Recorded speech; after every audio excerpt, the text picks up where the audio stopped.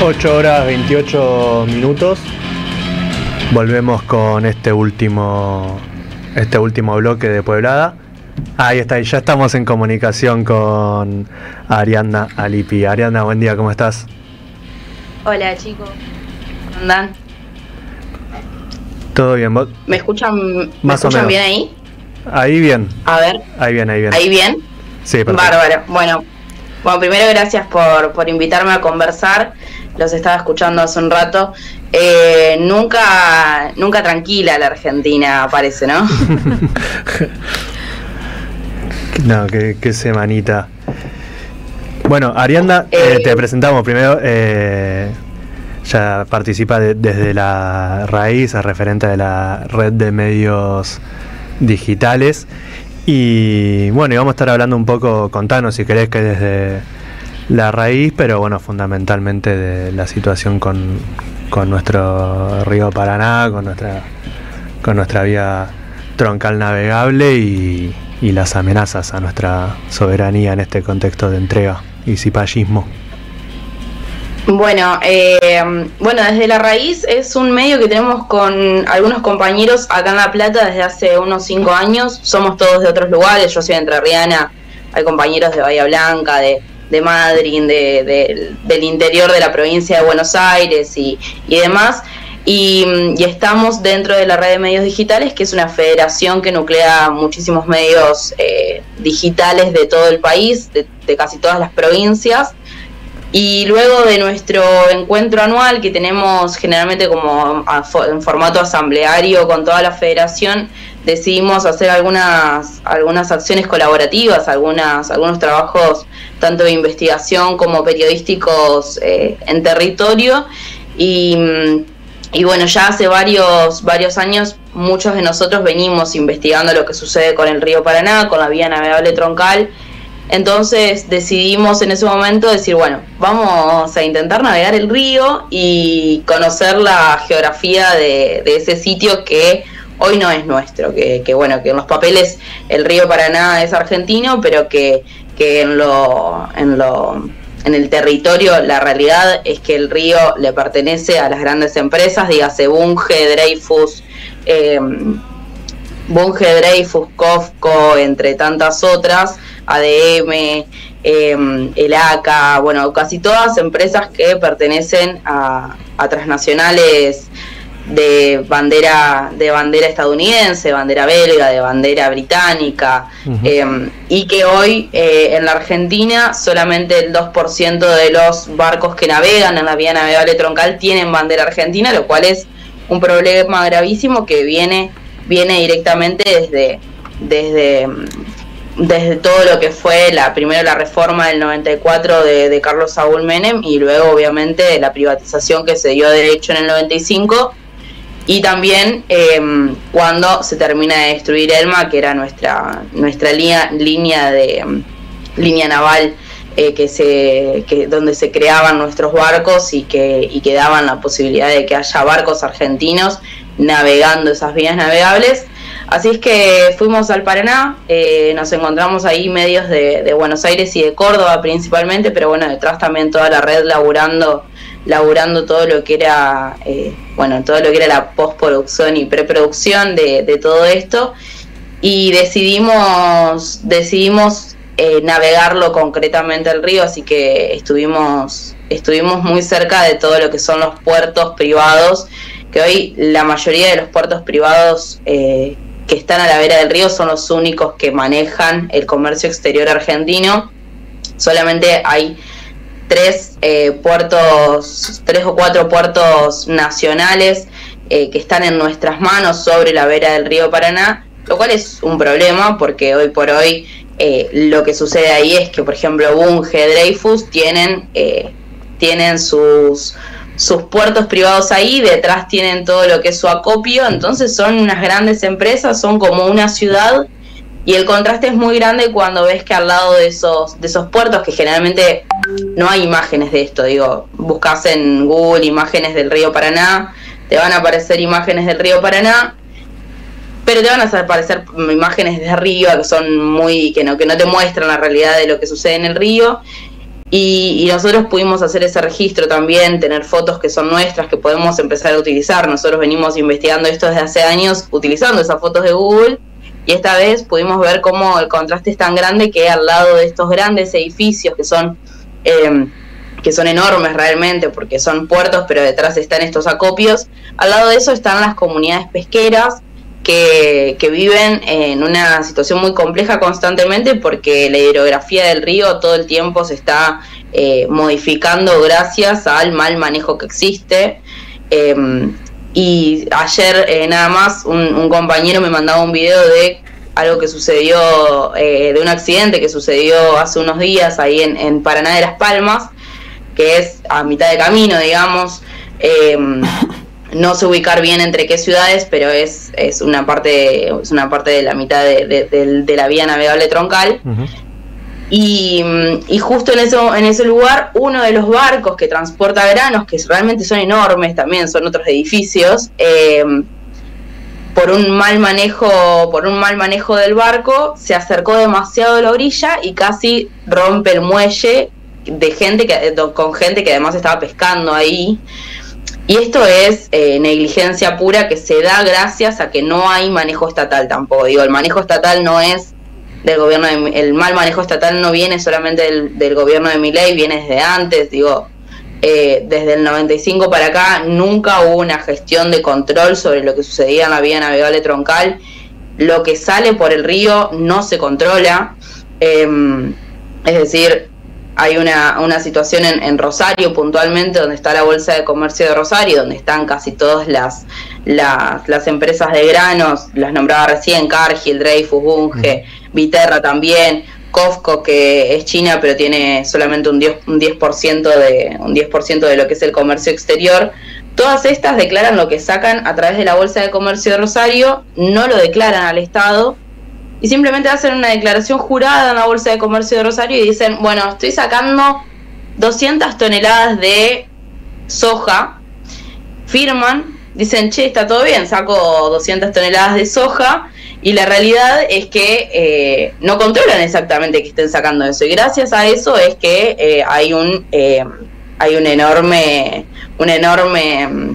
caudal de contrabando que sale desde la Argentina, gracias a esto, a que no hay un control de prefectura, ni de SENASA, ni de la UIF, y es un grave problema porque después tenemos en Paraguay una situación que no está declarada, pero que sabemos que es cierta, que Paraguay tiene mucho su ingreso de divisas gracias a la soja argentina que venden como propia, que llega por contrabando. Y después ni que hablar del narcotráfico que sale de la Argentina y llega a Europa, por ejemplo, gracias a una mecánica que se llama rip-off, que es, en un momento, luego de los aparentes controles que pueda haber, hay como le hacen, no es un boquete, pero hacen como un boquete dentro del barco, meten la merca ahí y eso se va a Europa. Y a veces cuando llegan a Europa, donde la mayoría de los países tienen control sobre sus ríos, bueno, se enteran que el barco que llegó luego de los controles tiene droga y eso lo decomisan, y si buscan hay 20.000 noticias de la Argentina siendo protagonista en el exterior diciendo el barco que llegó de la Argentina vino con tanta kilo de droga, y esto sucede continuamente. Da también a entender lo que sucede en Rosario con los niveles de inseguridad y de aumento del narcotráfico que sucede en esa ciudad. Pero bueno, es un panorama muy grande que no sucede concretamente desde el año pasado. Digo, esto se viene gestando desde hace 30 años. Ariadna, y bueno, y esto que decís, ¿no?, que se viene gestando desde hace 30 años, ¿tiene que ver con decisiones que se puedan tomar en cualquier momento de tener un mayor grado de regulación, de intervención, o tiene que ver con los plazos con los que se concesiona? ¿Esa concesión tiene que ver solo con el dragado y balizamiento, o también tiene que ver también con todas estas cuestiones que hacen al control de lo que ocurre allí? Y bueno, y en este marco también preguntarte cuál es el estado de la concesión, que también tocaba renovarse este año o el año pasado. Exacto, sí, en 2024, en 2024 el gobierno empieza a armar los pliegos para volver a privatizar la vía navegable. Sin embargo, esto comienza a ser así en el 2023, durante el gobierno de Alberto. Pero para hacer un poco de historia, sí, lo que sucede ahí es que, en el 94, recordemos, en el 94 se hace la reforma de la Constitución, los ríos o todos los recursos empiezan a ser manejados por las provincias. En ese marco, en el 95, se hace la primera privatización del río. Para mí el antecedente de eso es 1851, con el decreto de Urquiza de la libre navegación de los ríos, luego de Punta Quebracho, luego de la batalla de Obligado. Y en el 95 entonces tenemos esta privatización, una privatización que se da sin marcos regulatorios. No hay estudios ambientales en el 95 que se hagan para entender cómo era la hidrografía del río, para entender cómo se debía dragar. Antes al río lo dragaba el Estado, digamos. De hecho, lo que sucede en el 95 es que nosotros le concesionamos la vía navegable por 25 años a una empresa que se llama Hidrovía Sociedad Anónima, que está integrada por dos empresas, una belga que se llama Jan de Null y una argentina que se llama EMEPA, que su dueño estuvo involucrado en la causa de los cuadernos, que ya no está involucrado, pero lo estuvo en un principio. Esta empresa es la que gestionó el río durante 25 años, pero además lo gestionó con balizadoras y dragadoras argentinas. Es decir, nosotros le dábamos el capital humano, le dábamos el capital material y dejábamos que se queden con nuestro peaje. Además, al año siguiente, en el 97 más o menos, empezó a recibir subsidios de la Argentina, subsidios que luego pasan a estar dolarizados en el 2002, o sea que Jan de Null y EMEPA, dentro de Hidrovía Sociedad Anónima, se quedaban con el peaje argentino, que nosotros ahora tenemos 3 tramos de peaje, que en el peaje se paga de acuerdo a la cantidad de tonelaje que está llevando. Se quedaban con el peaje argentino, se quedaban con nuestro capital humano y nuestras dragas y balizadoras, que dejaron de funcionar, en realidad no dejaron de funcionar, pero dejaron de utilizarse por marcos regulatorios internacionales. Tienen que dejar de utilizarse a partir de esta nueva concesión. Entonces ahora Jan de Null, si es la nueva, de nuevo, si es la que va a tener la licitación a favor, tiene que conseguir sus propias dragas. Acaba de devolverlas el año pasado a una de ellas, que es Capitán Núñez, que es una de nuestras dragas más importantes.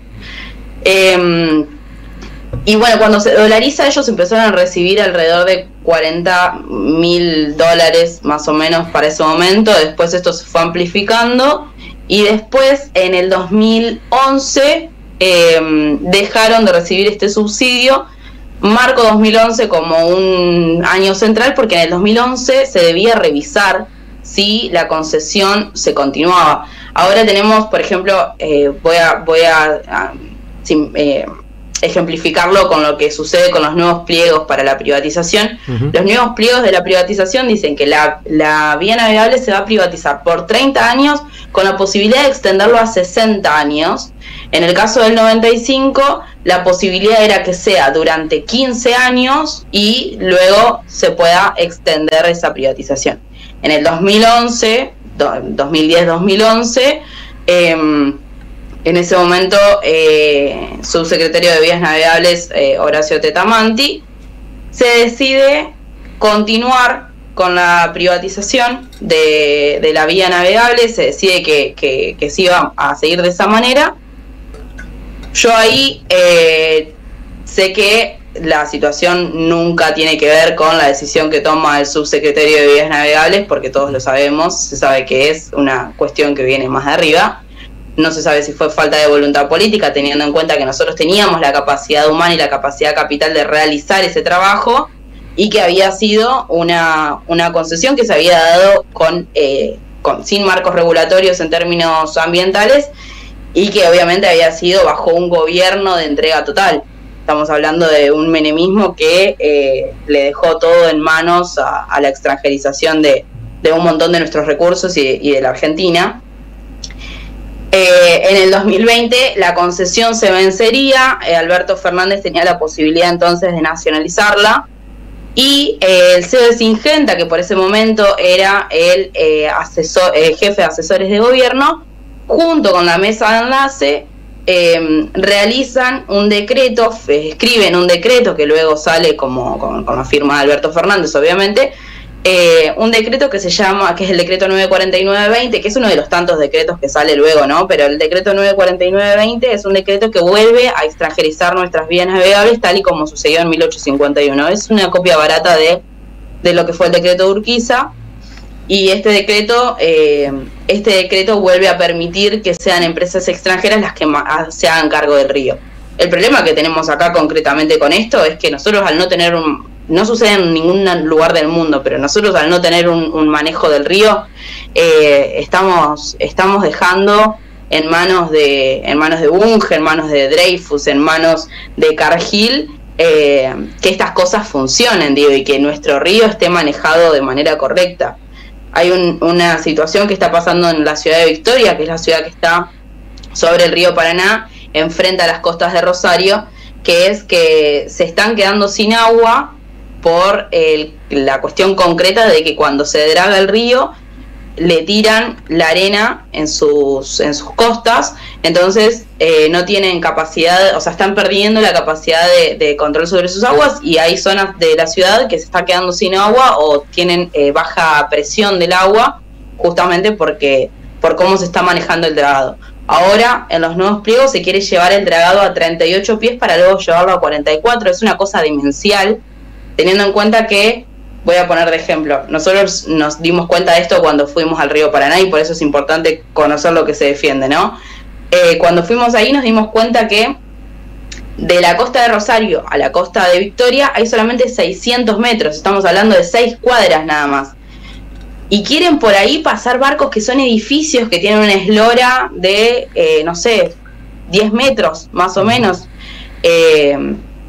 Quieren pasar esos barcos por ahí, quieren hacer de esta vía navegable una vía marítima, lo cual es imposible. Quieren que sea como el Atlántico, no puede, no tiene la capacidad.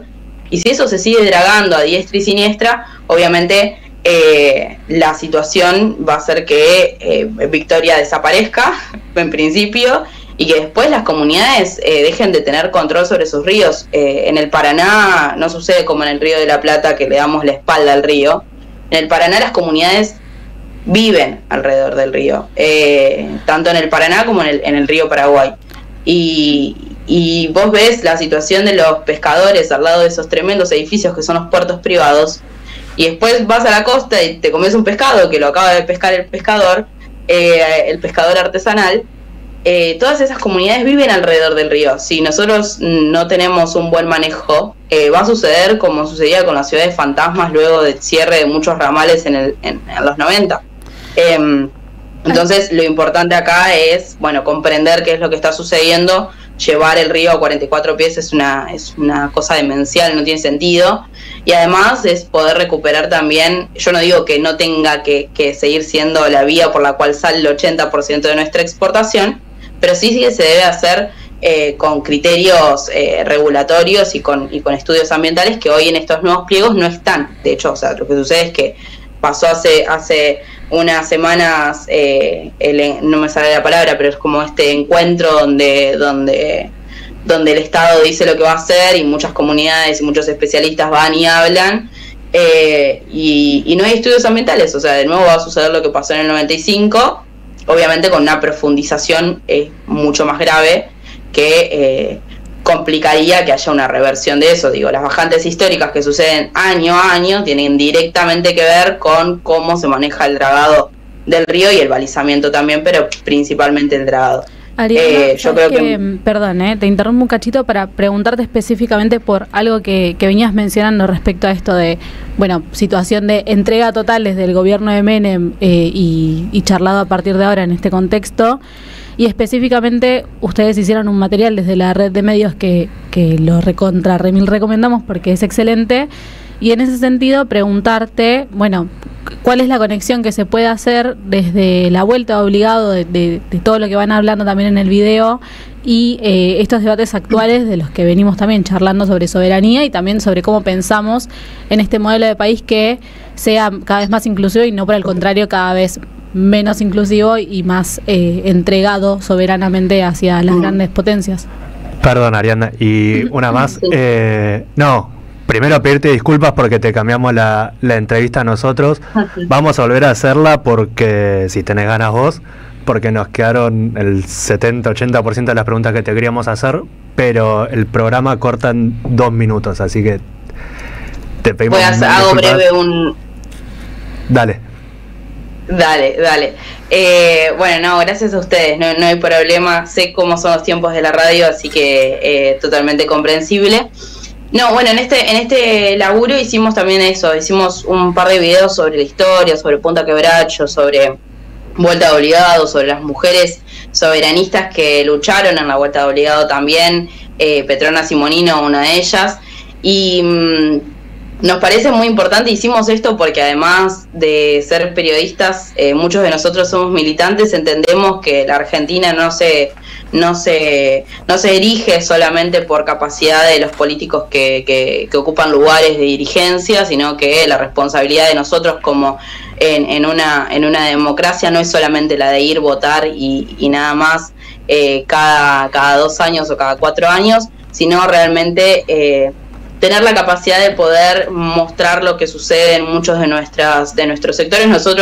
Yo le copio mucho esta frase a los compañeros de Rosario del Frente por la Soberanía Nacional y también ahí a Luciano Orellano, que ha hecho un extenso laburo sobre soberanía y sobre los ríos, que es que dicen las Malvinas son argentinas, el río Paraná también, y es algo que tenemos que tener en cuenta porque está extranjerizado así como lo están las Islas Malvinas. Y nos dan permiso para navegar el río, así como nos dan permiso a los argentinos de ir a las Malvinas, pero hoy no tenemos la capacidad concreta de nosotros ser parte y poder decidir sobre ese río. Creemos que la soberanía es eso también, ¿no? Poder reconocer qué lugares y qué sectores de la Argentina hoy están entregados en términos políticos o están subsumidos al control extranjero y poder recuperarlos. En la Argentina tenemos la capacidad realmente de poder tener una salida al Atlántico, que es el Canal Magdalena, acá en el Río de la Plata, tan cerca de nosotros, y el único que tuvo y tiene la capacidad de pelear por eso está siendo Axel Kicillof, que es un gobernador que siempre le ha dado pelota a eso, y que Alberto Fernández le dio la espalda en su momento cuando hacia el final de su gobierno recién decidió hacer unos pliegos para que se realice el Magdalena, y que no salió obviamente, y creo que tenemos que tener en cuenta que es un poco por ahí, que tenemos que reconocer lo que tenemos, trabajar para recuperarlo, y en ese camino es formándonos también. Así que un poco de esto fue también para contar lo que sucede ahí, y para que mucha gente que no lo conoce y que no sabe y que incluso vive a la vera del río sepa lo que sucede en esos grandes edificios que viven alrededor de las comunidades y que se mantienen como si fueran un barrio privado, que se llevan el 80% de nuestra exportación y a nosotros no nos dejan nada, y en el exterior dicen: miren qué bien trabaja la Argentina, pero los argentinos no estamos teniendo trabajo. Entonces, clarísimo. Bueno, es un poco eso. Muchísimas gracias, Ariana. Te vamos a volver a contactar para seguirla. Te agradecemos, recomendamos muchísimo el material que generan y publican Desde la Raíz. Y bueno, y hablamos pronto, en estas semanas te volvemos a llamar. Dale, muchas gracias, chicos, que tengan buena jornada y buen fin de semana. Desde la Raíz _DLR es la cuenta también, así que lo pueden ir a ver todo ahí. Les mando un abrazo. Otro. Y se nos fue otro programa de Pueblada. Agradecerle como siempre a Gustavo Hoffman en la operación de sonido, a Alan Martínez en la operación de video, Joaquín Benítez y Kevin Lobruno en la producción.